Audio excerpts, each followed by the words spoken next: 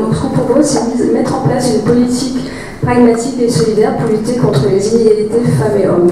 Donc par une démarche éducative, en informant, en sensibilisant le grand public de tout âge, pour sensibiliser aux inégalités femmes et hommes par des supports de type affiches, dépliants, adaptés aux enfants et aux adultes, visibles au grand public, disponibles sur les lieux publics, mairies, services publics, établissements publics, établissements scolaires, par des actions cohérentes et efficaces, accessibles à toutes les femmes, de lutte contre le harcèlement et les violences faites aux femmes, un cours de self-défense offert à toutes les putes éoliennes, un dispositif d'urgence municipal en partenariat avec les services de l'ordre et les services sociaux pour aider les femmes victimes de violences afin qu'elles disposent d'un soutien financier, d'un hébergement et d'un suivi social. D'une police de proximité, notamment dans le haut, par des actions solidaires et équitables pour aider les femmes à concilier leur vie familiale et leur vie professionnelle, des places en crèche, des aides financières pour aider les femmes isolées, les femmes souffrant d'un handicap à entamer sereinement une recherche d'emploi ou se maintenir dans l'emploi pour mieux vivre leur travail. On continue ou vous voulez parler de pardon, je vois que ça chuchote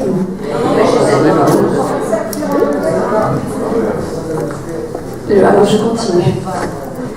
Par des actions, je reprends, par des actions solidaires et équitables pour aider les femmes à concilier leur vie familiale et leur vie professionnelle, des places en crèche, des aides financières pour les femmes isolées et les femmes souffrant d'un handicap, à entamer sereinement une recherche d'emploi ou se maintenir dans l'emploi pour mieux vivre de leur travail, un soutien aux mères d'un enfant handicapé, c'est-à-dire accès aux droits, une aide psychologique, favoriser l'inclusion scolaire des enfants, un droit au logement et au logement social adaptable aux personnes à mobilité réduite, à proximité des transports en commun, et par la mise en œuvre de la parité et l'égalité salariale femmes-hommes dans les divers services municipaux pour assurer une égalité professionnelle. C'est un véritable fourre-tout. Ouais, c'est pas un fourre-tout. C'est un fourre-tout, madame. Et de son cas, si vous voulez, quand vous parlez justement des cours de self-défense ou faire toutes les putes éoliennes, ça fait que je pense que c'est une proposition un peu stéréotypée. Il n'y a plus qu'à mettre des cours de... Offrir un cours de self-défense, c'est stéréotypé? Bien sûr, pour s'adresser qu'aux femmes, il y a des heures aussi, on devrait leur mettre les cours de couture. On ne prend pas l'égalité homme-femme, c'est pas de dire il n'y a que les femmes toujours en avant. C'est un sujet, on travaille à l'égalité, madame. Et puis quand vous parlez de la police, nous faisons des propositions, nous n'avons pas dit que nous la police de proximité, c'est gens. On fait une police pour tous. Nous faisons une proposition, est-ce que vous êtes d'accord ou pas? Non, je ne suis pas d'accord. Je ne suis pas d'accord parce que j'estime que si vous voulez là, on travaille trop sur l'inégalité et non pas sur l'égalité. Je vais reprendre parce que vous n'avez pas compris ce que j'ai dit. Non, je vais pas alors, la démarche éducative, elle cible tous les publics. Oui. On soit bien d'accord, il n'y a pas d'inégalité entre les sexes ou le genre, ce que vous essayez de sous-entendre. Les actions cohérentes, les actions cohérentes et efficaces de lutte contre le harcèlement et les violences faites aux femmes, il s'agit bien des violences faites aux femmes. Là, je parle des violences faites aux femmes, je précise bien. Donc c'est pour ces actions-là que nous proposons un cours de self-défense. C'est la proposition pour lutter contre les violences faites aux femmes. Je ne suis pas en train de dire, je ne sais pas ce que vous essayez d'interpréter, moi je vous dis clairement, tout ce que nous proposons sont des actions cohérentes et efficaces de lutte contre le harcèlement et les violences faites aux femmes.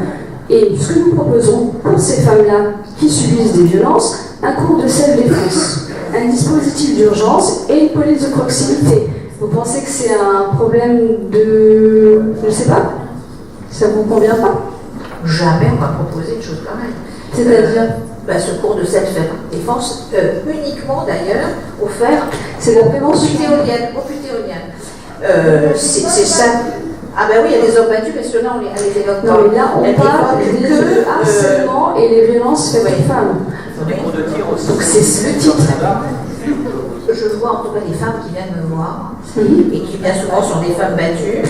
Elles veulent jouer la discrétion absolue. Bien souvent d'ailleurs, elles ne veulent même pas. C'est un dispositif de prévention. Il faut dissocier des actions et de la prévention.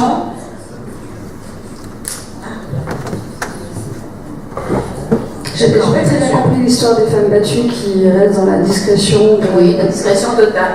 Qu'est-ce qui empêche une ville de mettre en place un dispositif? Parce qu'il y a des choses qui ont déjà été faites. Nous, ce que nous faisons, c'est que nous recevons ces femmes, nous les écoutons. Et comme je vous dis, ce que je constate en tout cas, c'est que ces femmes, elles sont très réticentes à aller porter plainte. La première chose que demandent ces femmes-là, c'est un soutien financier. Non. C'est un hébergement Pas d'urgence du tout, et madame. un suivi social. Non. Et ce qu'elle demande surtout, c'est une écoute.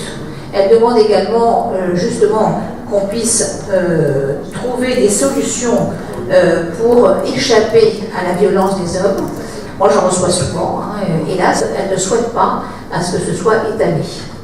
Mais l'action, enfin, les actions de la collectivité doit être dans l'agir. Là, ce que vous me dites, c'est. Oui, mais nous assistons notamment au niveau de l'emploi, parce que bien souvent, ces femmes. C'est ce qu'elles attendent, ces femmes, qu'on soit aussi dans l'action. C'est ce qu'on fait, chère madame. Et notamment, ces femmes-là, bien souvent, elles n'ont pas d'emploi. Elles sont soumises et elles sont sous le joug de leur ami ou de leur époux. Et par conséquent, d'un hébergement. non, elles n'ont pas forcément besoin d'un hébergement. Elles ont surtout besoin d'un emploi pour pouvoir s'en sortir déjà. Et puis, bien sûr, au niveau de l'office HLM, nous en logeons certaines.